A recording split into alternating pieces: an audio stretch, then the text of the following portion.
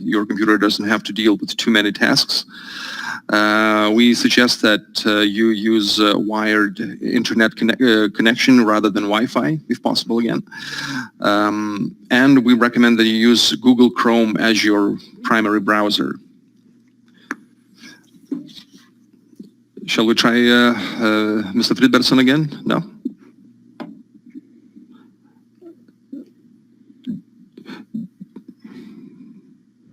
We can still see that your mic is switched off. So anyway, let me then continue just with some other announcements.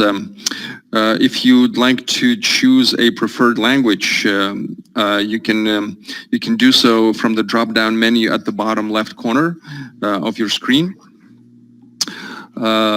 Please note that still images will be taken for our archives and social media channels.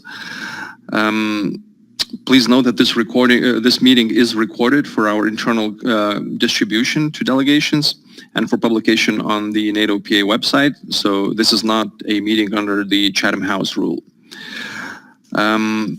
If you would like to ask for the floor during our Q&A session, please click the request to speak button at the bottom right corner of your screen. So we will be able to see it on the list. The chairman will be able to see your name and give you the floor. If you're not speaking English, please announce in what language you will speak, and please wait a few seconds before the beginning so our interpretation team has time to adjust the controls. And if you encounter some technical problems, you can try to refresh the page or leave the meeting and enter again. You can also write your questions, if nothing else works, in the messaging box, which is on the right-hand side of your screen. You can also use that messaging box if you would like to report some technical problems that you're encountering. So with that, any developments with Mr. Fridbergsson's computer? It looks like he is muted on his end, but if the two lower buttons with mic on and camera on, they should be blue, not red.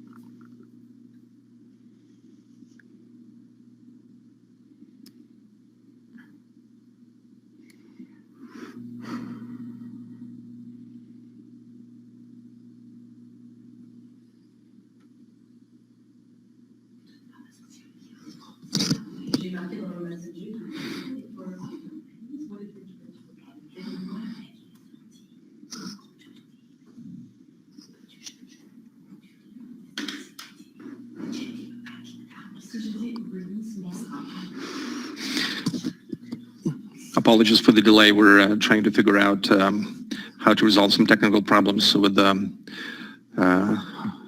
of our chairperson's headset.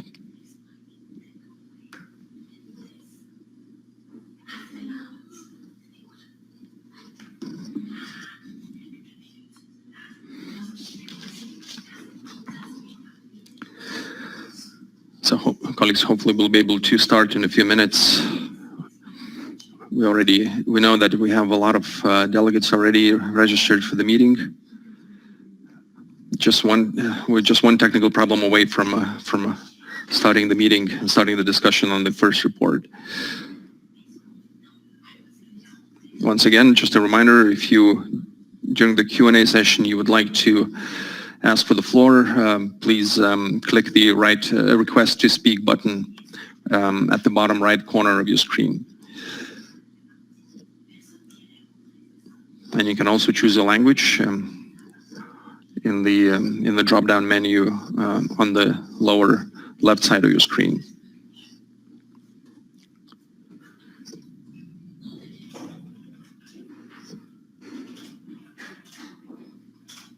Okay.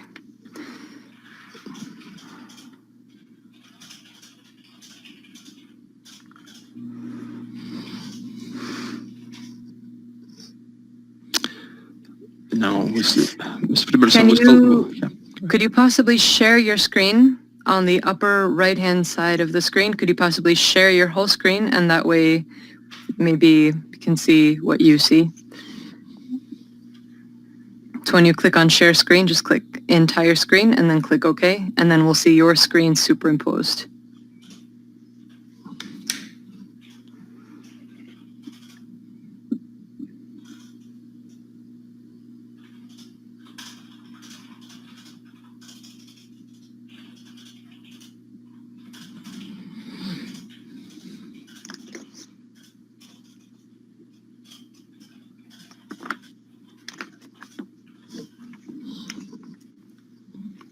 Okay.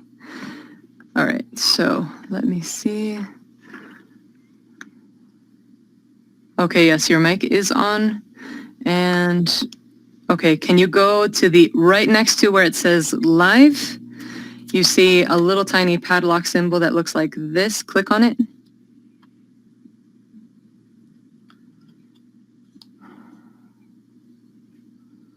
Okay, microphone has been granted access. Then in this case, on your actual computer, I'm going to ask you to stop sharing your screen, and I'm going to show you very quickly how to make sure that you have the right setting configured. So, very simple. You go to the control panel. On your control panel, you go to hardware and sound. Hardware and sound, you click manage audio devices, and under playback, that's what you can hear, but there's no issue there. And under recording, this is where you need to have your microphone configured, whether it's your laptop computer, make sure that whichever microphone you need is the one set to default.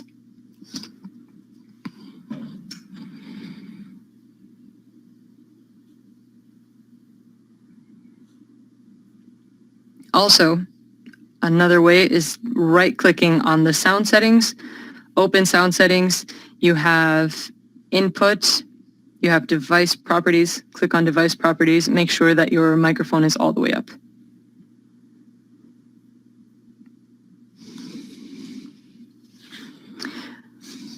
And lastly, if worse comes to worse, and it again is not ideal, you can always access this meeting via mobile phone.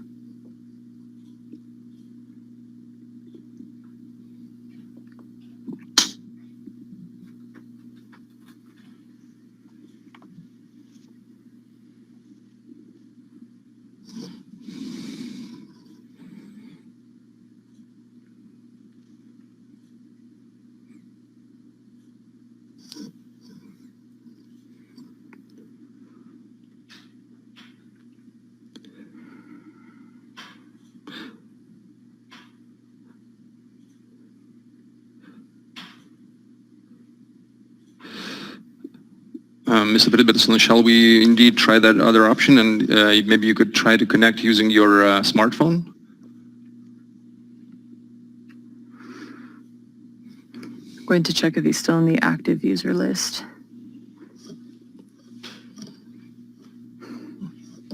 Yes, he's still in as an active user, so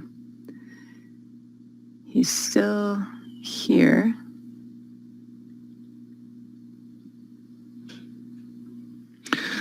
Mr. Chairman, maybe I suggest that we start the meeting, and hopefully in the meantime, Mr. Friedbergsson will be able to figure out this problem. Okay.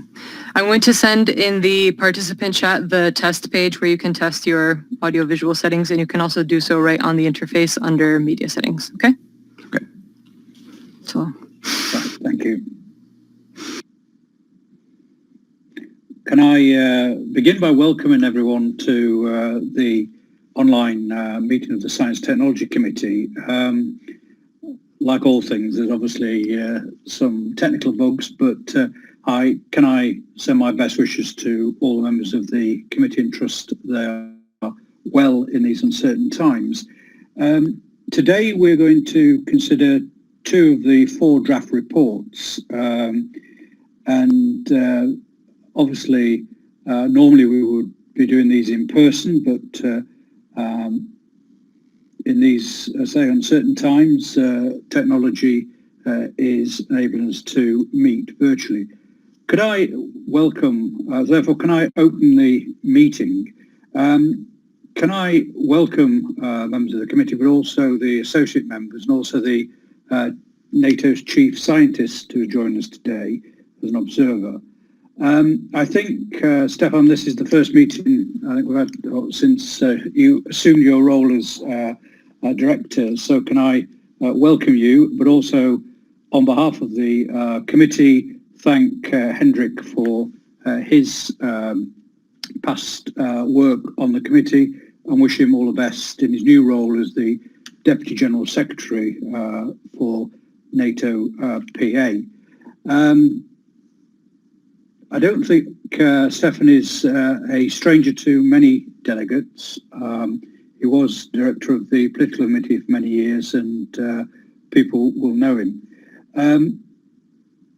Before we do the presentations, there are 2 draft reports today, but there are also 2 draft reports, one from the rapporteur, Susan Davis, and Leon Allers. They'll be considered in Athens, along with the 4 draft reports, which we'll be considering in the Athens session. But today we have 2 reports, draft reports, one from the Subcommittee on Technology, Trends and Security from Philip Michel Kleisbacher, and then there's the draft report on the COVID pandemic, which I will be presenting later. The reports have been sent out, but are also available in the document section on Kudo. It's on the right-hand side of your screen.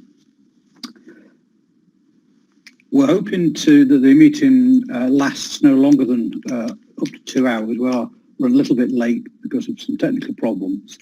I will present the first report, and then I suggest that we take questions and comments on that report. But if there are any points which any members wish to make subsequent to the today's session, if they could email them to Stefan, the committee director, that would be helpful, because they'll be incorporated in the redraft report, which will go to the annual session in Athens later this year. Now, this is why it was very important that we had Niall Freebertson technology working, because unfortunately I'm going to have to leave just after 3 o'clock, because today, unfortunately, today's meeting clashes with our questions in the House Commons to the Defence Secretary, and I've got a question to ask him. So I don't know where we are at with Niall. Is he?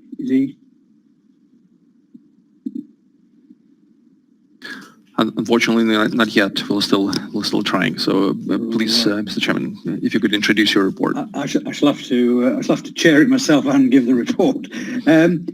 Well, can I first of all ask the committee to accept the draft report, draft agenda? If there are no objections.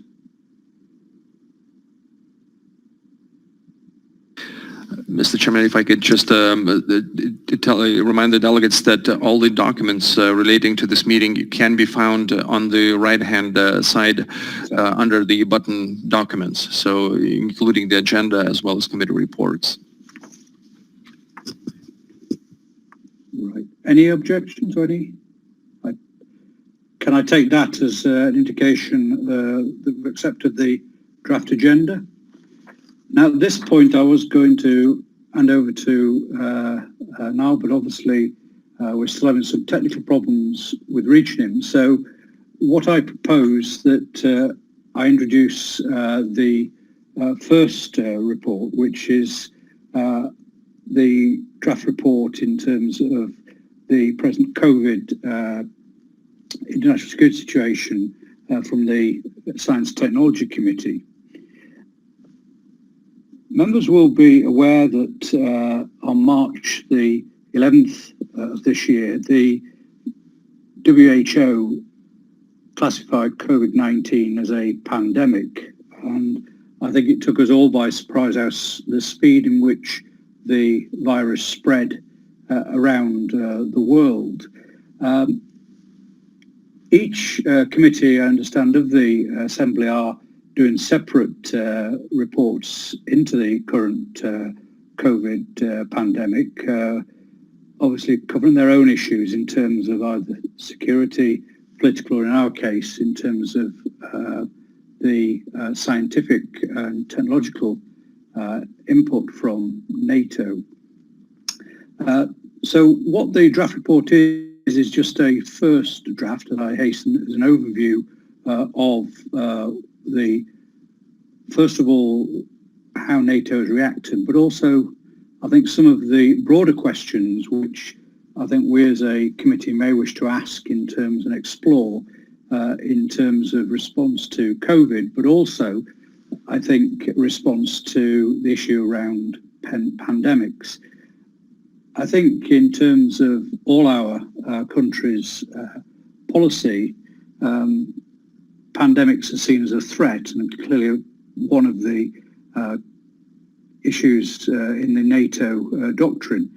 I don't think many of us realised how quickly that we'd be responding to this as a threat and how quickly it is spread, as I said earlier. Now, it's given us some technology, has clearly given us some advantages, or in terms of now disadvantages in terms of being able to communicate through this pandemic.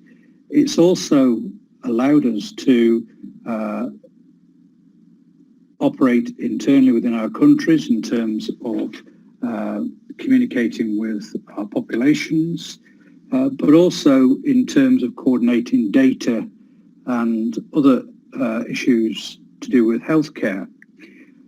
So there have been some, I think, positives in terms of the use of technology, but again, I think the rapid change in nature of the crisis and also the way in which the pandemic has spread, I think has taken many, even the most developed nations by surprise. And I think one of the issues has got to be from this pandemic is how we learn lessons, not only using technology, but how we actually respond to it. Firstly, I'd just like to touch on NATO's response in the science and technology field. NATO has been actively engaged in tackling the COVID-19 pandemic in terms of science and technology. The Alliance has promoted a range of projects through its science and technology community, and the NATO Science and Technology Organization has been part of that response. It is, after all, the world's largest research forum in terms of defence and security, and has collaboration of over 6,000 active scientists, engineers, analysis and associated research. And I think certainly it should be seen as a resource in terms of not only the response to this pandemic, but future work going forward. NATO, in response to the pandemic, has launched several initiatives to support the efforts. In March, the North Atlantic Council agreed a series of urgent tasks. The SOT reached into its science technology networks to share their experiences, to provide examples that could help individual member states in terms of their national effort in their response to COVID-19. The NATO chief scientist also launched the NATO Scientist Challenge, calling on NATO's extensive science technology network to share solutions in terms of virus detection, but also to improve situation awareness, decontamination, resilience, and the future planning around COVID-19. The STO has also responded to the COVID pandemic, I think, well. It's set up a number of classified collective forums so that scientists throughout the alliance and partner nations can share their experience and contributions to how each individual nations are responding to the pandemic. This exchange of knowledge, I think, is important and has been facilitated by the NATO Collaboration office, Support Office in Paris. And its aim really is to look at the relevant research that is being done, to coordinate it, to ensure that scenarios in terms, for example, of emergency medicine, trying to see in which ways we can respond to the changing nature possibly of the virus itself. And the SCO has also produced an online portal which is allowing nations to share collective best practice and share innovation and apply the tool both in medical but also in terms of insights into how we can predict the way in which the virus will develop. And I think this is one of the main strengths of the alliance, that nations can come together to actually share that collaborative information and ensure that best practice is shared. NATO is also, through the Science for Peace and Security Programme, persuaded some practical scientific projects to develop new tools for rapid diagnosis of the disease. Initiatives again aim to spread the best practice in terms of those diagnoses of COVID-19. That, I think, is what we've done, that NATO have done today.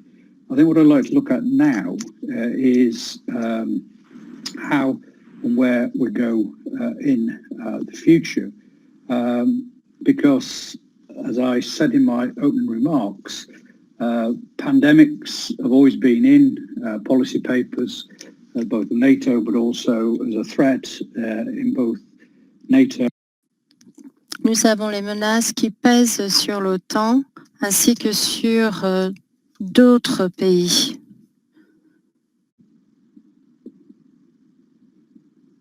Sorry, I was getting some interference there on my microphone.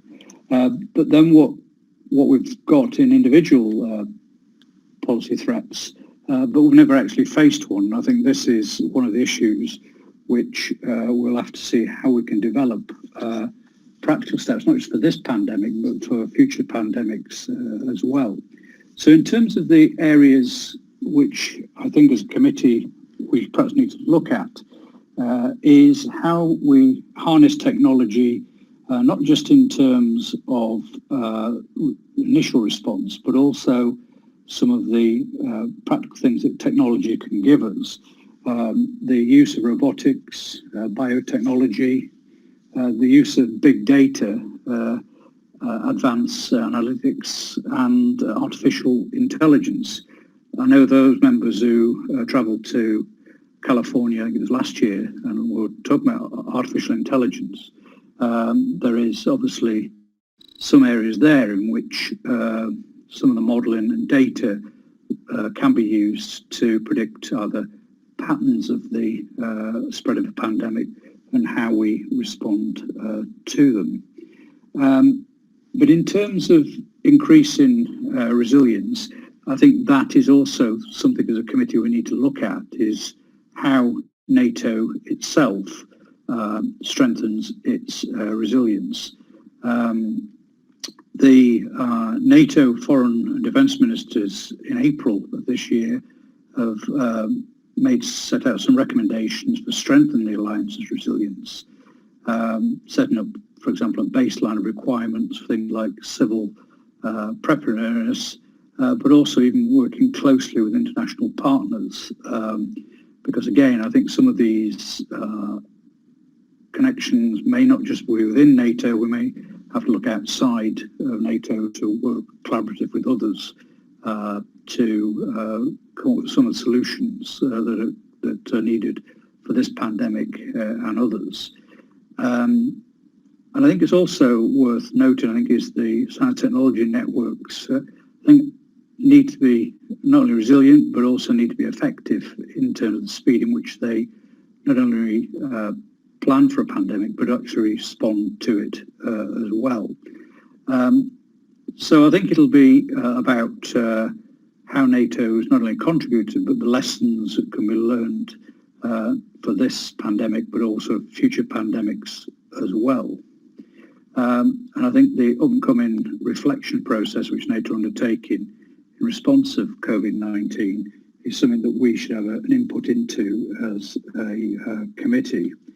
And in terms of the way forward, possibly what we need to do is, and I'll call it the end for, I think the director has already asked member states for any information they've got from individual nation states about what they've done in terms of science technology.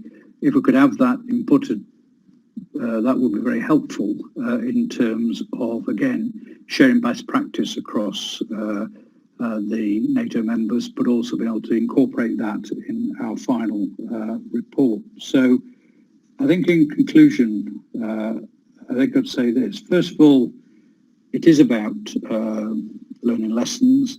It's also about, I think, strengthening the networks that already exist in the science technology community within NATO, but also looking for cooperation outside of that, possibly the EU, but also individual nations as well. And developing, I think, that NATO international partners, the resilience in terms of science technology, which is, again, about developing technologies responses to the actual pandemic disease itself, but also areas such as emergency planning and how technology can actually help respond to it. The other, I think, point is the additional resources that the chief scientists will require in terms, is a critical role in terms of being able to formalise that this is now something which, not just in NATO, but also across all our nations, has been raised up the political agenda. And possibly in the past, I think, was something that was seen as a threat, but was never actually thought or would actually face or take seriously. Now I think is the time to use the expertise that is there within our individual nations, but also help pull that through the science technology community and the platform, unique platform of networks which NATO provide. So with that, and just the final thing to say is, if individual members could feed into the director any information from a science technology point of view, individual nations have undertaken throughout this pandemic, that will be very helpful as well. Thank you very much. Mr. Chairman, can we try Mr. Fridbertsson again if his microphone works? Yes, do you read me? Yes. Andres, if you read me one. Yeah. Mr. Chairman, we know that a delegate from Hungary, Madam Andrea Varga Dam, had a question, but Can I ask her to click on the request to speak button so that we could bring her up? And all the other delegates, of course, those who wish to ask a question, please click on the request to speak button, ask a question or make an observation. Yes. Okay. Mrs. Margadam, please.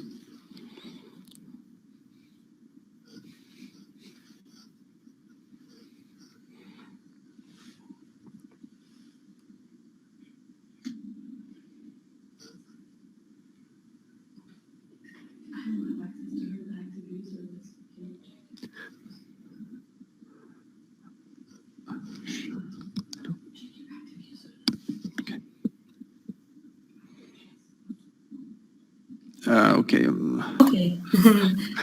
Okay. I have more questions. Is it possible?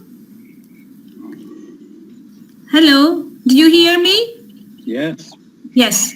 I have more questions. Is it possible? Hello? Please, yes. Yes, okay.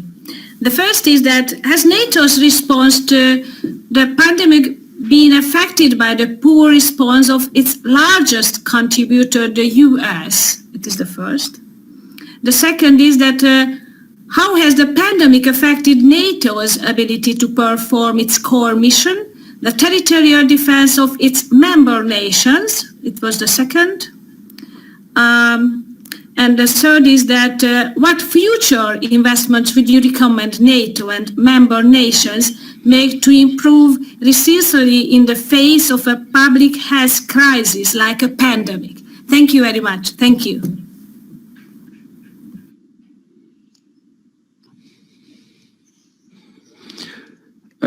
Mr. Chairman, we do not have more questions at this stage. Well, I think the answer to the first question is, can you speak? Yeah.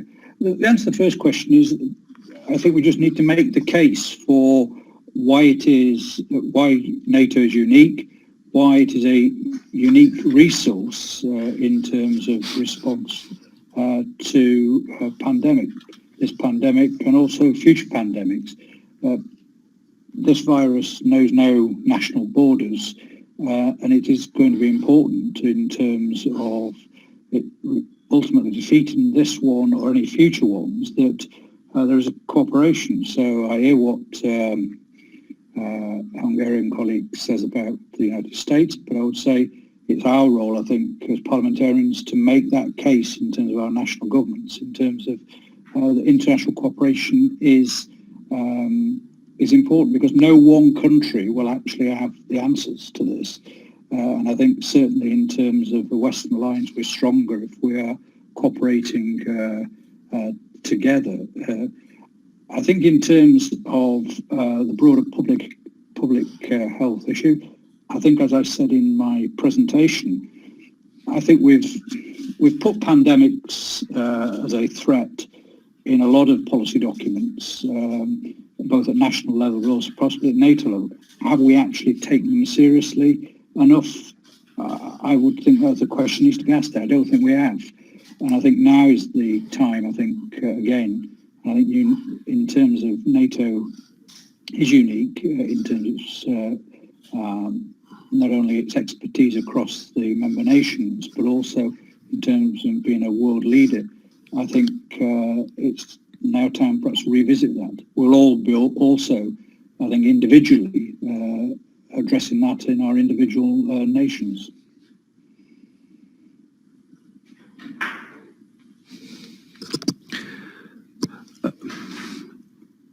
Mr. Chairman, we have another colleague from Hungary, Ms. Agnes Badai.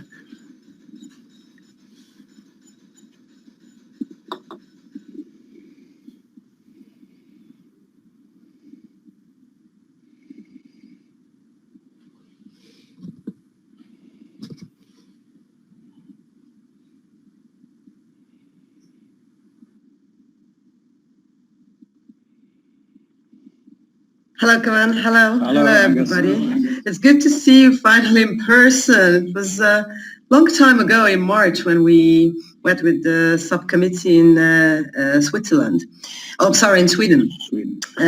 I think it's a very, very valuable paper you put together. There is a lot of information in it, which we really didn't know, we were not reading. So I'm really grateful for the documentation, especially for those medical points.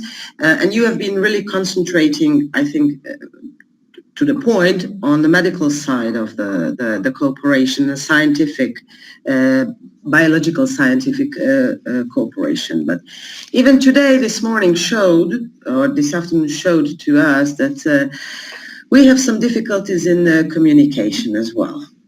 And so when we are talking about science and technology, and it happened not just with, I think, NATO Parliamentary Assembly, but with many other assemblies and international organizations that were meeting online, that they were using platforms which were not really safe. So as scientific and as technological and scientific committee, are we thinking about putting some information or some points into this report about the communication technology among NATO members? Because I think we are talking about sometimes very sensitive issues. And for that, we need platforms which are really, really safe and protective. So this is one point I would like to point out. And the second point is that here we see that everybody is longing for the vaccine for the treatment for treating the COVID-19, but the vaccine or the production of vaccine is usually connected to private companies. So what are we going to do when there is a pandemic, which we have to, at state level, we have to solve, but the vaccine is coming, or the treatment, the cure is coming from private companies. So what type of cooperation are we planning to do with the private sector as far as the treatment is concerned? And the third thing, Mr. Chairman, you pointed out in your report very, very correctly, is the danger of bioterrorism. Because this pandemic showed that if there is a virus which is unknown and which is spreading so fast, or as fast as it was spreading in March and April, then for many terrorist groups who were using before, I would say normal, but not, of course not normal, but traditional weapons against democratic states, they might be looking at the results of this pandemic and might use, now they use the biological weapons, the viruses, to attack either forces or countries.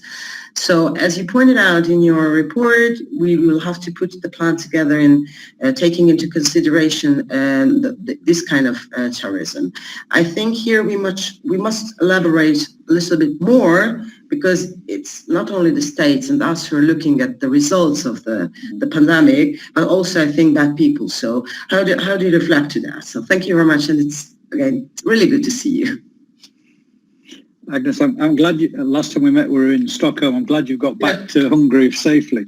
Can I deal with the last point first? I think that is a very, very important point, because I think I said in my presentation, we've had pandemics or biological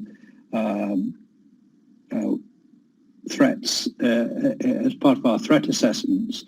We've possibly not taken them seriously enough. And I think you're quite right in terms of those who wish us harm or non-state actors now recognizing this is a way of causing huge harm to not only individuals but also to nation states. Then I think that is an area which possibly we perhaps need to expand upon in terms of how we look at that in terms of a response. I think the point you make about technology and communications, I think, is a good one, because I think we were thrown into this pandemic in terms of response, in terms of, somebody said to me the other day, if this had happened 30 years ago, how would we have communicated, or in terms of, not just in terms of holding meetings like this, but also in terms of hospitals being able to do online appointments and other things. and it's true you wouldn't be able to don't do it then. But what that underlines, I think, is then security around telecoms networks, but also in terms of the technology in which you use. And again, there's a defence aspect to that, that once you had a pandemic, if someone then wanted to disrupt those networks, that could create individual harm for nation states. And I think that is an important one possibly to look at in terms of, we've taken to Zoom and everything else very quickly, but how secure is it? How can we protect it at these vital times? Because if it went down now, I'm sure it would cause a lot of harm. In terms of the vaccine, I think that is the only message I personally would say is that cooperation is the important point here. No nation state is going to have the answer to this pandemic or future pandemics. And I think, as I said in my presentation, it's really being able to use NATO and its scientific community as not only a resource to respond to this pandemic, but actually future. Because even if a vaccine to this virus is developed, there will be future different viruses or the threats. And it's, I think, the speed with which we can actually react to them is the one that we need to be looking at. Mr. Chairman, we have Ms. Andrea Varga-Damm again. Maybe she wants to follow up on her previous question.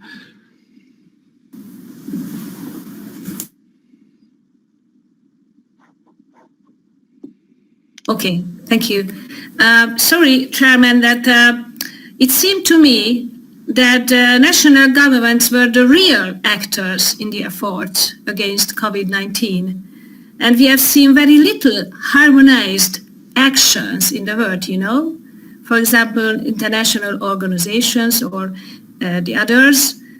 Please, would you answer to me? Thank you.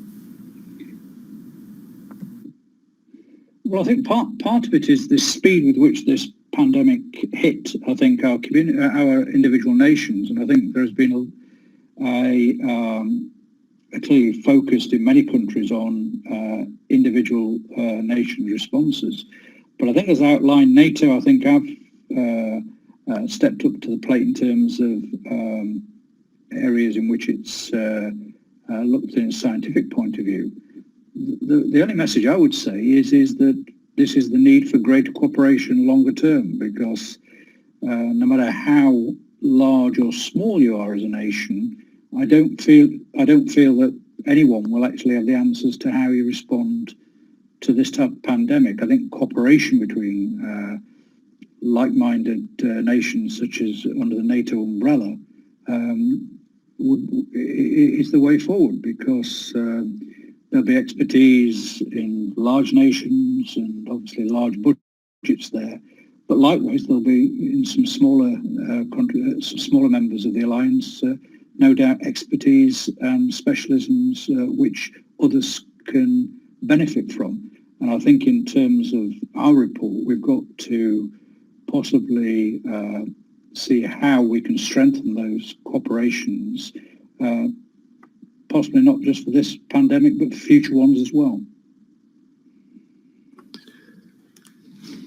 Mr. Chairman, we probably have our last question, and it comes from our Secretary General, Ruxandra Popa.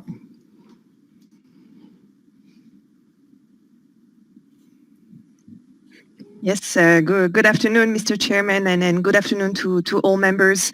I just want to take the floor first to thank Kevin for this excellent report. I actually learned a lot about NATO's scientific response to the COVID-19 crisis, and I think that in itself it should be interesting to many of our members. NATO has given lots of publicity to its military response, or the response of the military in the crisis, but not so much to the response from its scientific network. And so I think your report highlighting this aspect of NATO's response, I think, is very helpful in itself. My second comment, and then I have a question, is about the lessons learned in terms of a possible response to bioterrorism. When I first joined the Assembly a while back now, I was working for Lord Joppling. He was my rapporteur at the time.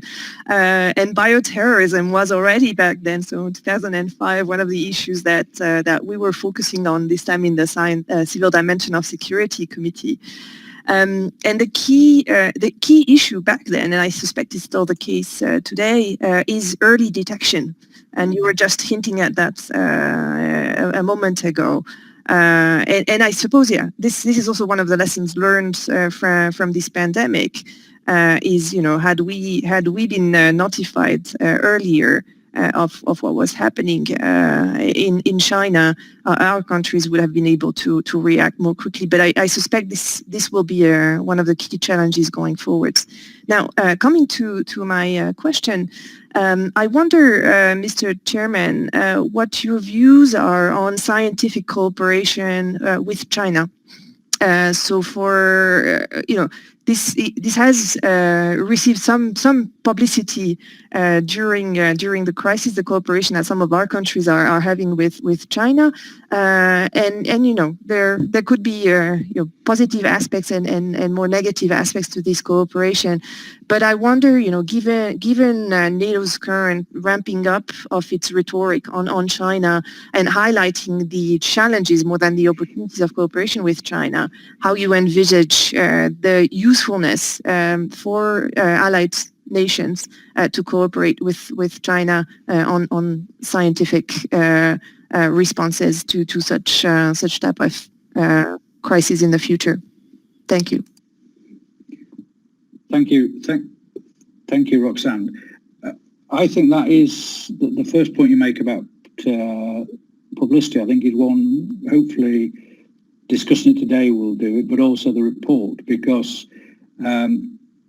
I think the problem that Science Technology Committee has in NATO is that people who think of NATO as a military alliance don't necessarily think in terms of science technology, but there's a huge resource there, which I think possibly we do need to publicise what they're doing, but also talk to the Secretary General and Chief Scientist of how we actually get those messages across, because I don't think it's just a matter of the response to this crisis. I say it's how going forward that huge pool of scientists across the member states can actually in NATO can actually add to response to future pandemics, or the point you make on bioterrorism.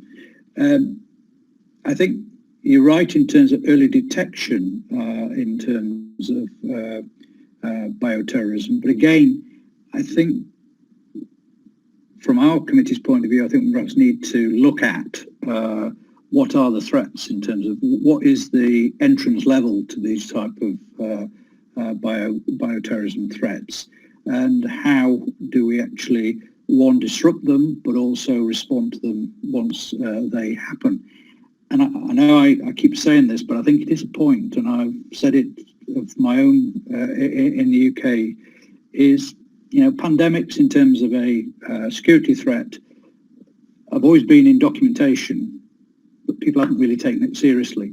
And I think this has been a wake-up call, not just, I think, for the UK, but all nations in terms of personally, in terms of cooperation with China. I accept there is a certain amount of rhetoric at the moment. I think in terms of, personally, I think any cooperation with China has got to happen. I think turning your back on China is a mistake. I think, but it's also got to be, any relationship has got to be, to use an English saying, you have to have your eyes wide open in terms of the relationship and what the Chinese are getting from cooperation, but also I think it's making the case to China, even China, a huge country such as that, it hasn't got all the answers. And if we're going to cooperate, it's got to be on a cooperative basis, not a competitive basis. And it's also got to be done in terms of one which sees China respect the scientific community and research which is taking place. We can't have situations where information is just being used for competitive advantage or any other means. So I don't think you can close the door on it altogether, but I think you've got to be very clear when cooperating what the parameters of that cooperation are.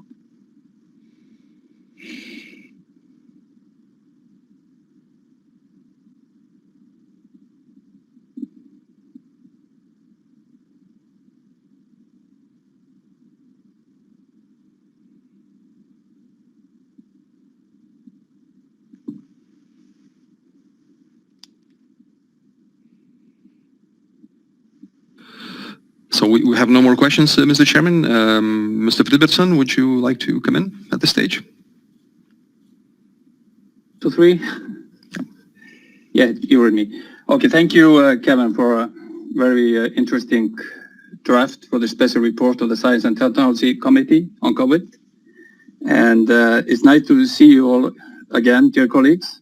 Very good to meet you again. And I would firstly thank Kevin for his draft report. And now we go to the report of the subcommittee on technology trends and security, urban warfare, and by Philippe Michel Klausbauer from France. He's the rapporteur of the report. And I would now like to ask Philippe to present the draft special report on urban warfare. Philippe, the floor is yours.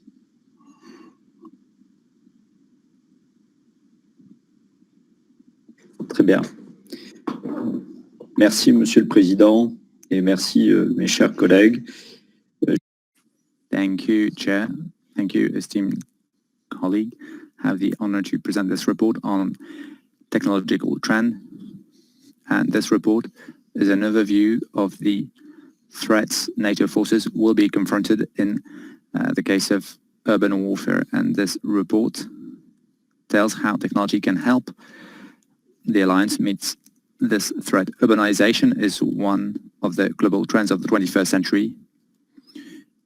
More than 53% of the world population lives in urban areas, and by 2050, nearly 70% of the world population will live in urban areas.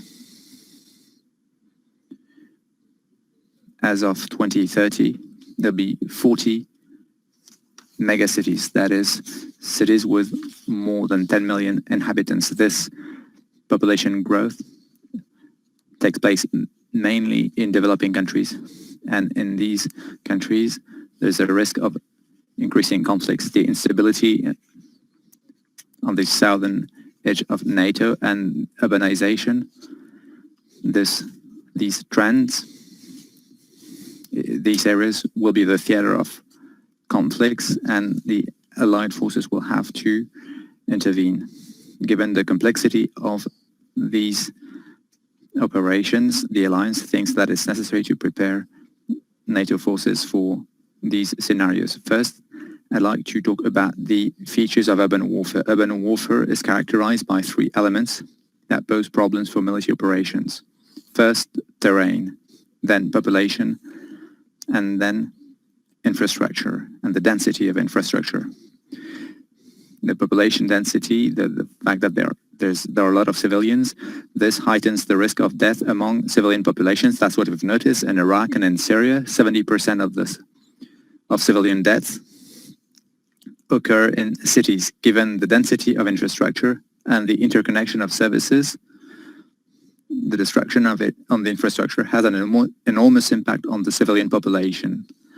Difficult terrain and urban infrastructure also hamper maneuvers and movements and command and control tasks of military operations. The presence of civilians makes it more complicated, the planning of military operations and targeting. Urban areas certainly represent the most complex operational environment for modern forces.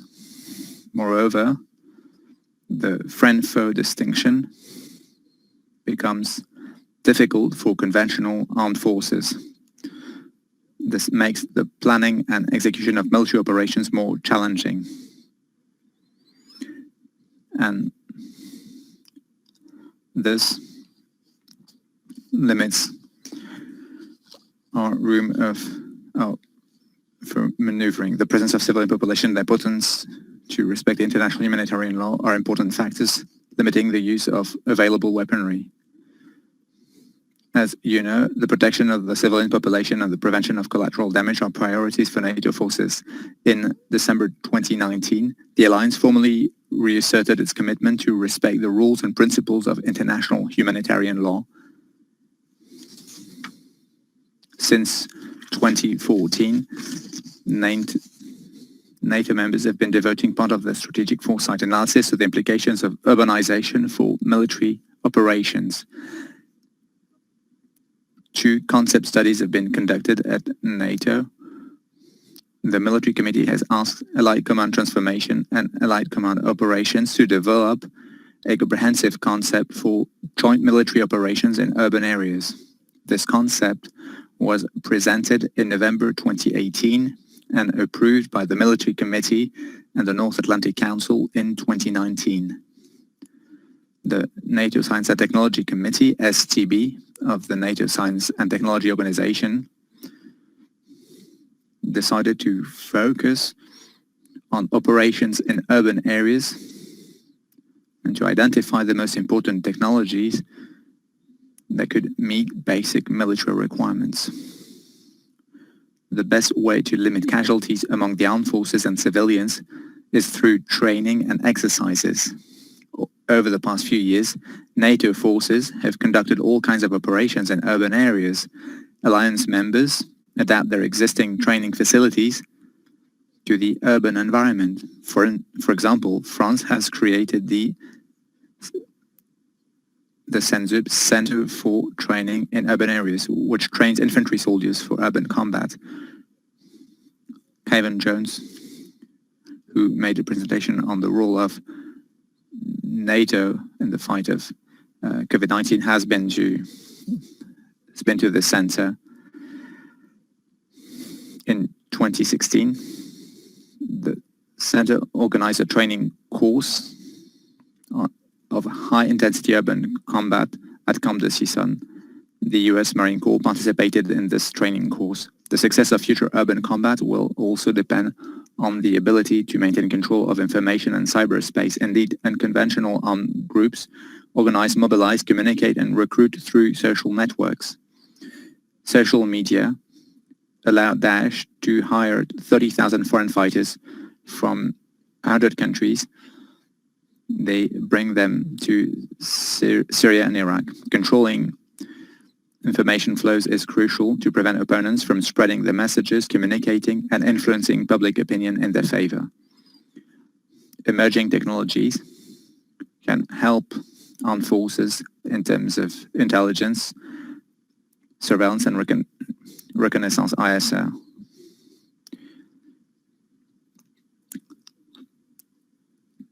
Technologies help protect the forces, protect the civilian population, and help limit collateral damage, and that way command and control is more efficient. First, important technological progress has been achieved in intelligence, surveillance, and reconnaissance. To conduct successfully urban operations, it is important to have situational awareness. Sensors play a crucial role. Radar that can see through walls allow soldiers to identify potential threats. The use of autonomous ground-based sensors significantly increases the ISR capabilities of NATO forces, and these sensors limit the possibility for the adversary to cover and hide. Where GPS signals are weak or non-existent, portable sensors can provide highly accurate position and navigation data and ensure continuity of communication between the military and drones. Unmanned aerial vehicles have also an important role to play in urban reconnaissance and target processing. Swarms of UAVs, drones, large group of drones that fly and function like one aircraft promote better situational awareness. They improve coverage and the continuity and duration of ISR missions. Technological progress allows to mitigate the risks posed to civilians and helps avoid collateral damage.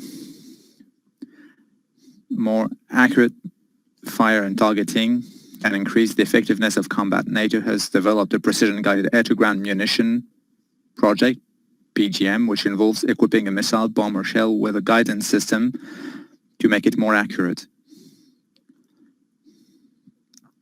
After the fights in Mosul,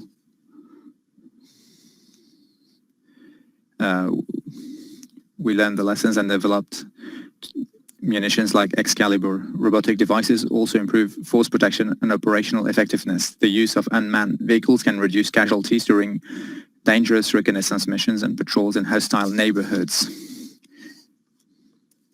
It is necessary for NATO members to invest in the development of UAVs.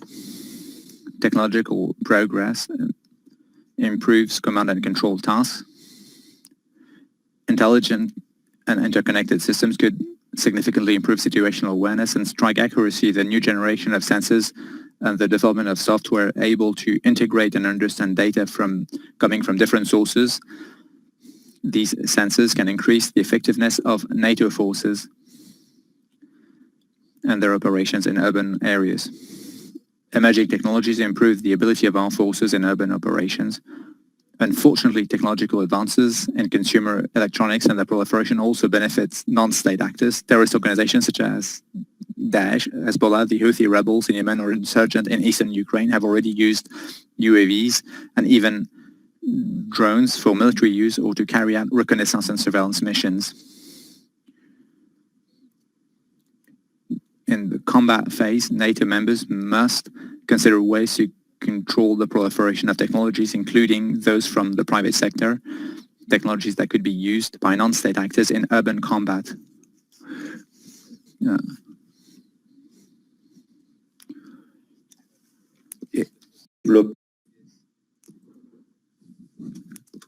In conclusion, these technologies will allow improved situational awareness and vastly improved capabilities.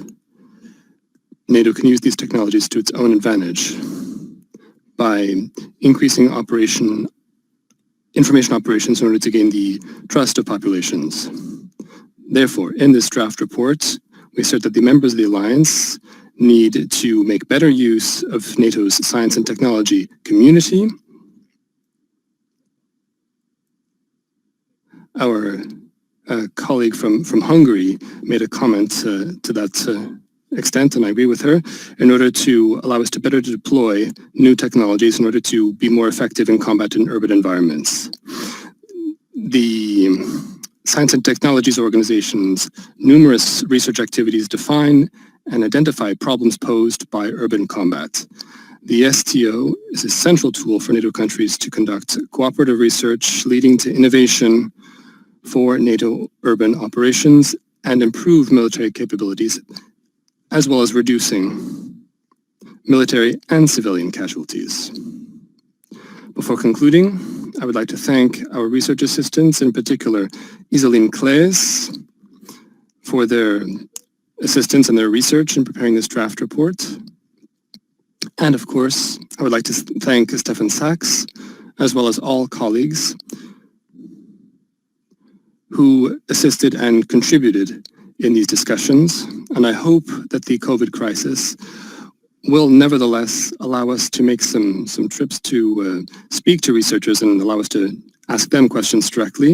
And thank you very much for having read and studied the draft report, and thank you very much for any comments that you may have in allowing us to improve it. Thank you very much.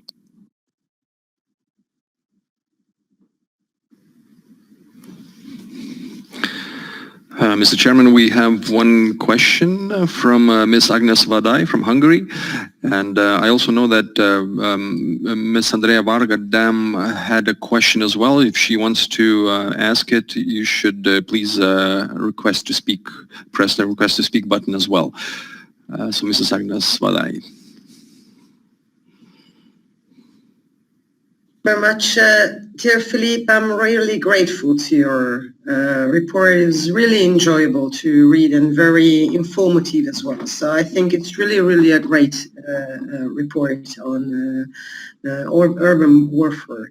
But those who have heard me talking about artificial intelligence and autonomous systems, they know that I always have the question of ethics and technology in these cases. And I would like to ask whether you would consider putting some sentences into your report about the ethical questions concerning technology. We have been talking a lot about this.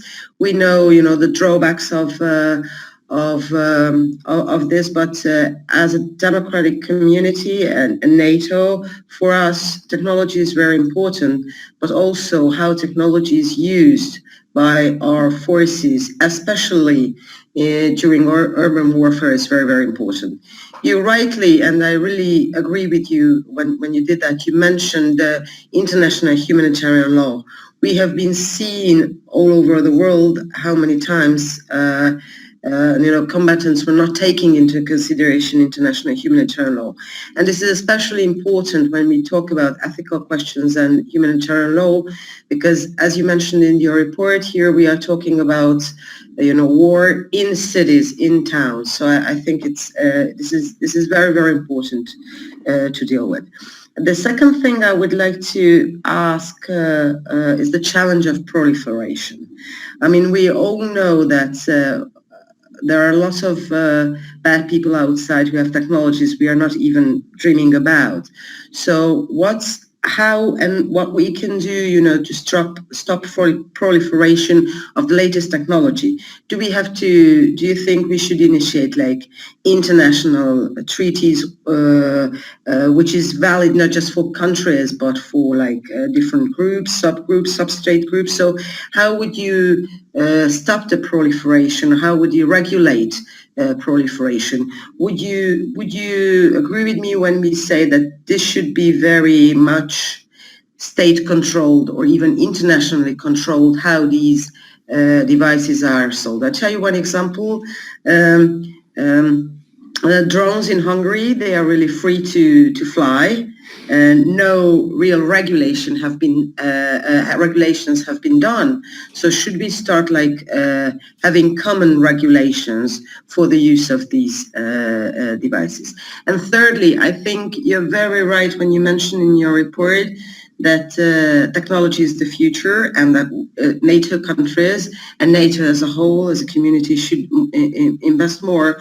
But sometimes we shouldn't forget that these our adversaries sometimes are using traditional ways of combat. So besides developing technologies, we should also concentrate on the people who are living in these areas. So have allies. It's very important for NATO to have allies even in adversary situations, and have very good maps of these cities.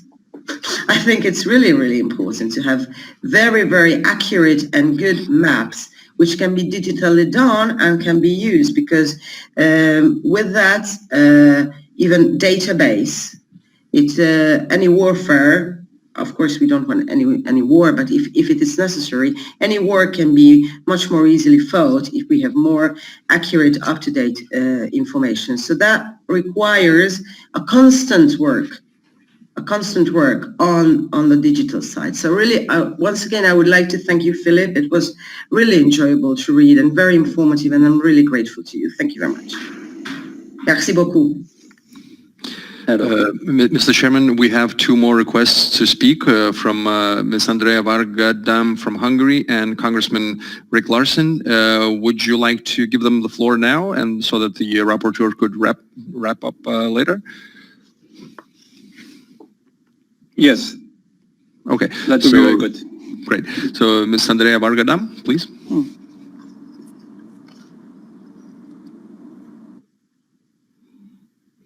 Okay.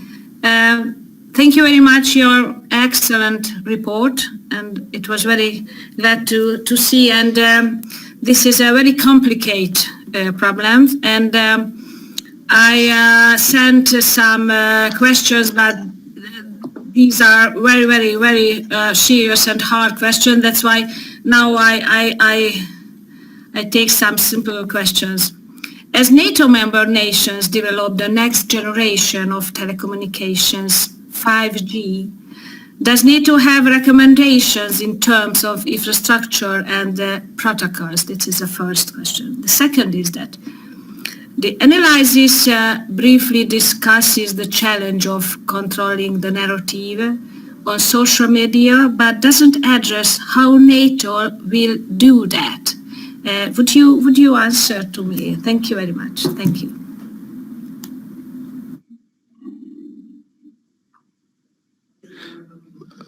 Congressman, please. Have the floor. Yes, sound okay? Wait. Yeah, great. First off, good morning. It's 7 a.m. here on the West Coast, and I may have set the record this morning for the getting up the earliest for this, but I wanted to do this because the U.S. participation in NATO PA is extremely important to us, and so important that last week the Defense Committee in Congress and the House of Representatives met to write our defense bill, and that defense bill continues to show a strong support for the NATO alliance. And I wanted to take an opportunity here on this call just to assure our friends in the Transatlantic Alliance that the U.S. House of Representatives did pass a very strong defense bill with strong language in support of NATO and its missions. And we hope that we can make it to Athens. If the Athens meeting is occurring, we want to be there. And so we also hope that the travel ban on Americans gets lifted so we can be there in November. But we'll do our part to deal with COVID-19, so if we can have that opportunity. The second thing with regards to the report, Philippe, and I very much enjoyed reading it as I'm a committee member on a subcommittee that deals with special operations forces in our military, where in many ways it's where the urban warfare takes place and takes place with special operations forces.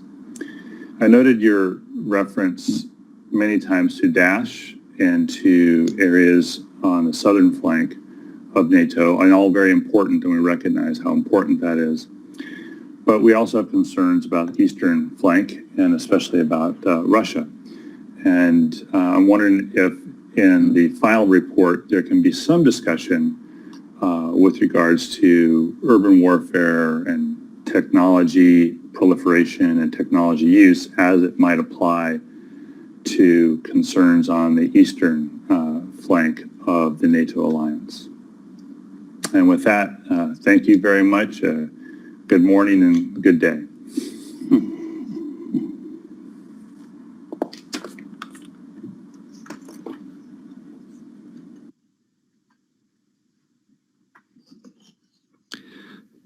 Okay, Mr. Chairman, we do not have any more questions, so perhaps the rapporteur could respond to the comments that were made. Yes, very good. Excellent. Alors, Dear colleagues, thank you very much for those questions. And I'll answer them in terms of the different topics that were addressed. And I'll begin not by avoiding the 5G question, but perhaps passing it on to every member in this committee, because 5G, of course, as you know, is a subject of great debate between members, and ultimately 5G is something that's decided on at a national level.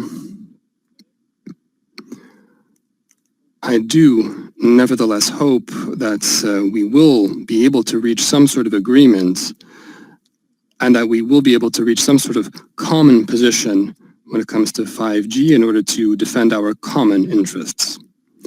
Now, regarding all the other questions besides 5G, they're all interlinked, really. And so I'll start with the issue of having updated maps. That was the issue raised by our colleague from Hungary. Agnes. I think we all have in mind our own GPS systems that sometimes can send us into a road which is under construction work and it's impossible to get through and we get stuck because of that.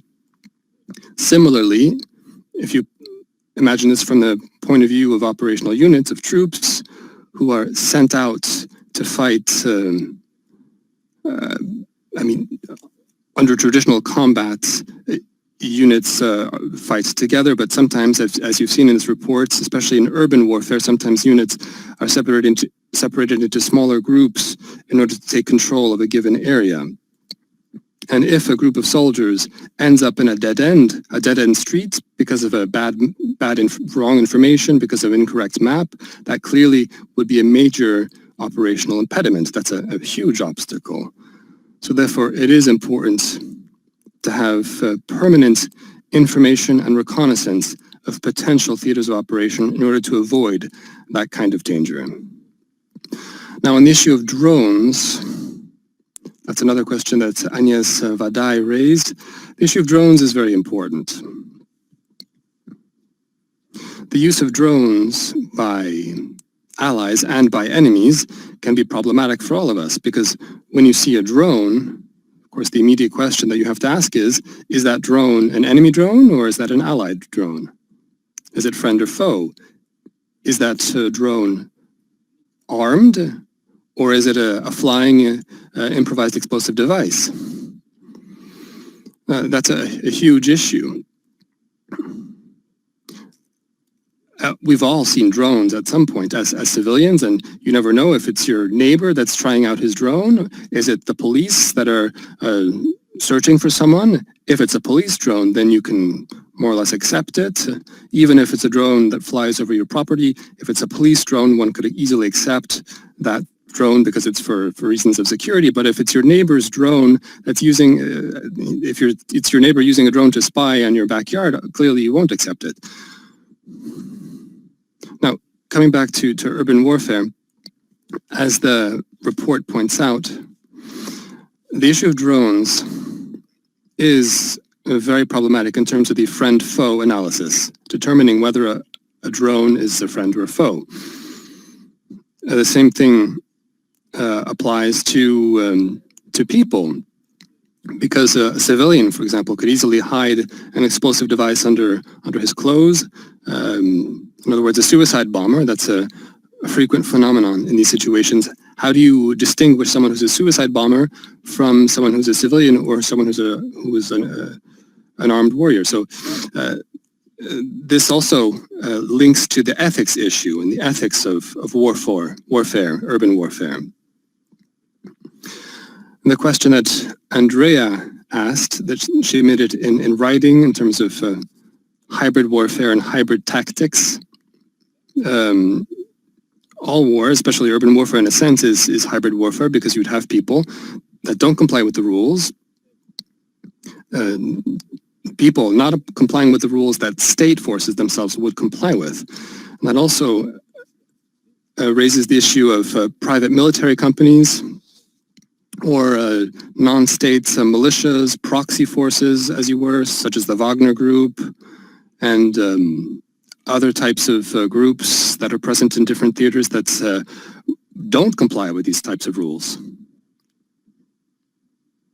So the ethics issue is fascinating, and it would probably require us having researchers.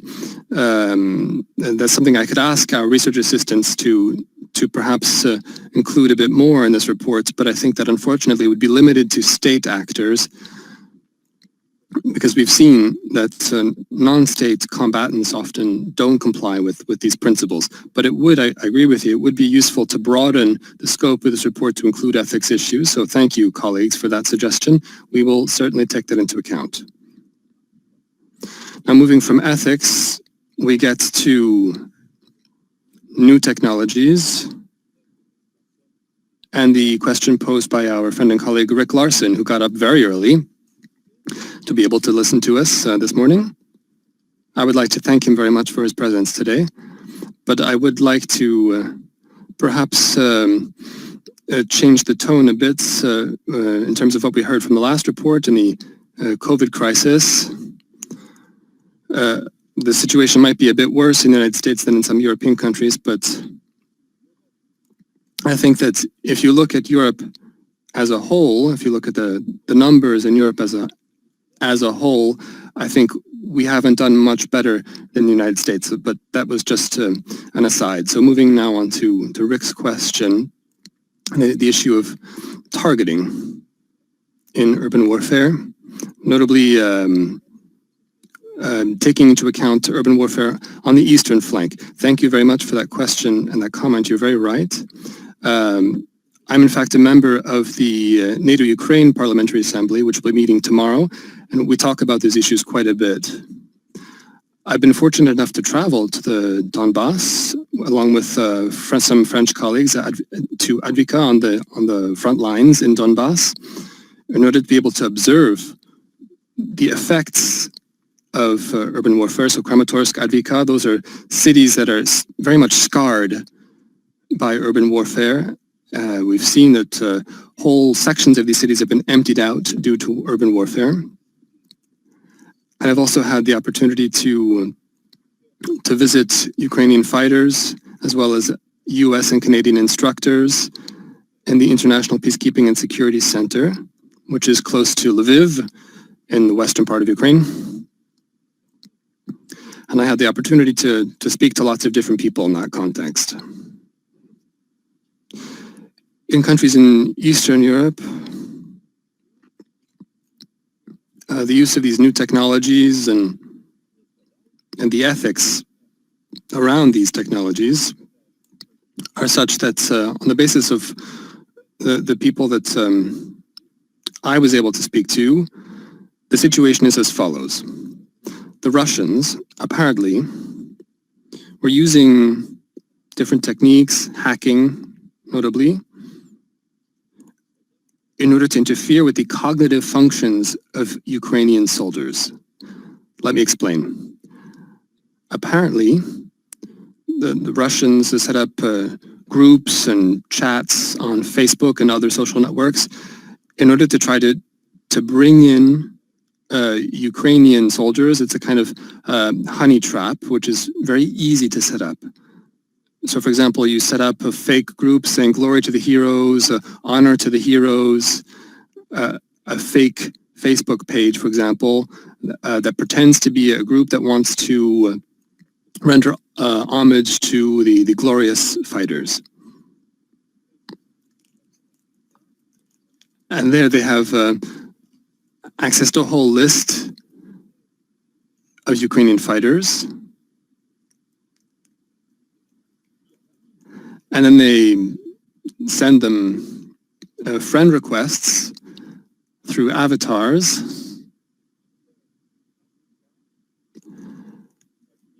And then through that, I mean, you can easily imagine how it is. You have a fake profile, sort of Miss Universe type profile, making a friend request to a Ukrainian soldier. The Ukrainian soldier accepts the friend request, and then that fake profile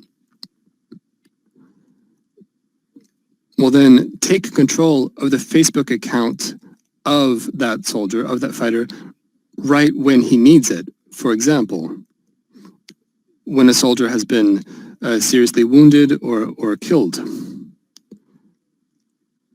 And before the information is actually, makes its way up through the ranks and is notified to the family, so that the hacker takes control of the soldier's Facebook account and sends false information, saying, for example, I've been wounded, I've been taken prisoner, I've been abandoned by my chain of command, nobody's taking care of us, nobody's looking for us, all sorts of things that are very disturbing for all the other members of that Facebook group that see information that doesn't make sense to them. And then a few days later, they find out that the soldier actually has died.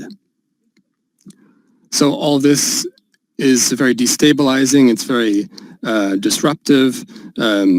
because they believe what they read on the Facebook page before finding out that the soldier died. So it creates a lot of interference, a lot of psychological interference. So we've gotten a lot of information that shows that this type of thing happens via our contacts in the NATO Ukraine Parliamentary Assembly.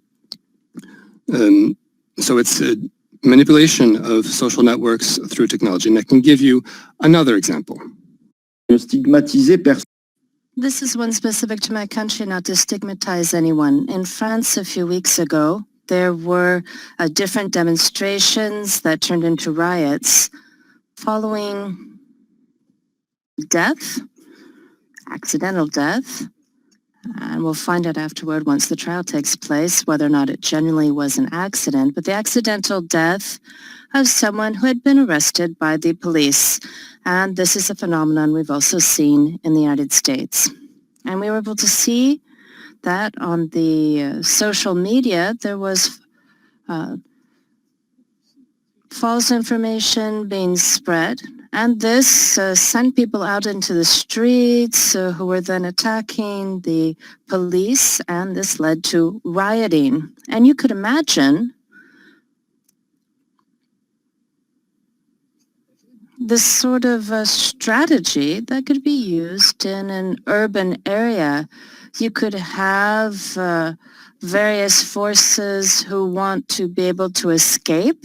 And so on social media, they spread false news to send people out into the streets to demonstrate. And then, in this way, they're able to position civilians between themselves and our forces. So we can see the difficulties we're faced with when using these types of social media. One obvious question, and this goes back to what I mentioned earlier, what's happening in the east of Europe? In our report, and I fully agree with Rick because we'll be discussing this tomorrow with our Ukrainian counterparts at the NATO UK Commission, but this is a very prevalent example. And in the report, we also pointed out that recently we've had Syria, Iraq, Yemen, and of course, we've also had the east of Ukraine, in particular Donetsk, this whole region of Donetsk, all of these cities that have been caught up in the fighting, and this fighting that is still continuing today, unfortunately.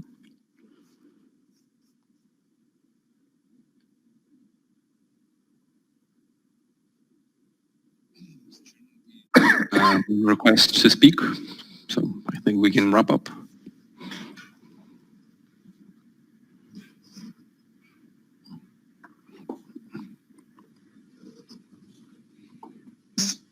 Remarks? Anders, any more remarks? No, no more requests to speak, Mr. Chairman. Okay, thank you. And I would like to thank Philippe, Michael Klausbauer, for our rapporteur for the draft. And once again, please send any comments on either of these reports to our committee director, Stephen Sachs, if there are any comments. And now to any other business concerning our meeting. Are there any other businesses you would like to discuss for at this meeting here? Any remarks? No, thank you. And if not, I would like to inform you that there are several members of the US delegation who will retire from the US Congress and by implication also from the NATO Parliamentary Assembly. In the Science and Technology Committee, we have 2 members who are retiring according to the rules of the US House of Representatives. They will not be able to travel to our annual session, so at least for one of them. I therefore want to recognize Congresswoman Susan Davis, our General Rapporteur, and Congressman Jim Sensenbrenner for their outstanding services to the Assembly and to the Science and Technology Committee in particular. We will have a chance to see Susan again, at least online, when she will present her draft report on hypersonic weapons in September. And Kevin will say a few words about her then. Let me recognize Congressman Jim Sensenbrenner, who has represented Wisconsin's 5th and later 9th Congressional District in the United States House of Representatives since 1979. When he will retire next year, he can look back to 42 years in the House. What an accomplishment.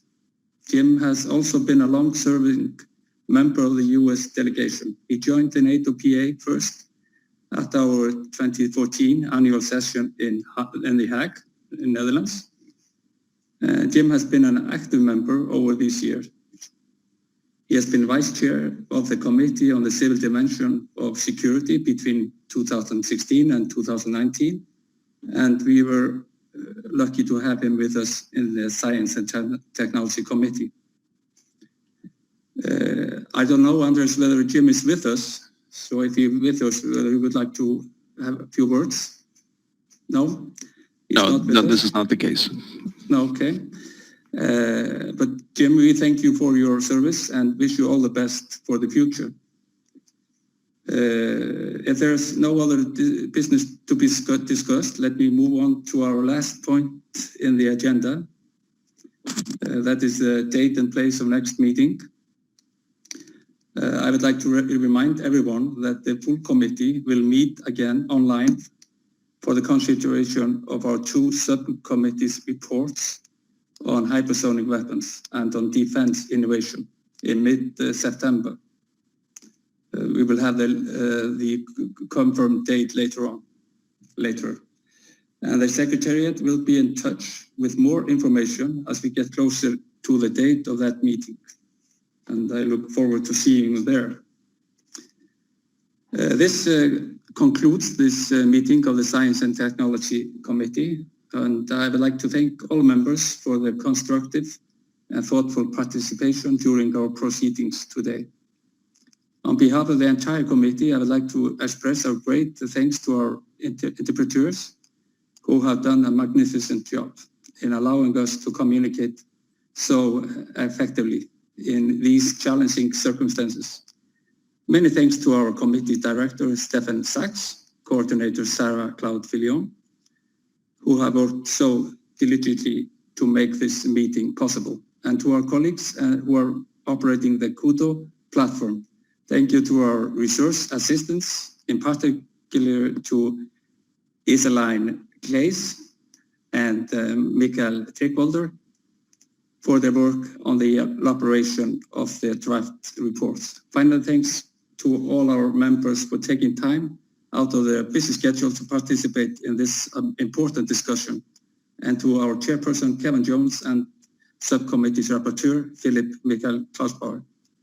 I now adjourn this meeting of the Science and Technology Committee and hear from you later on. Thank you.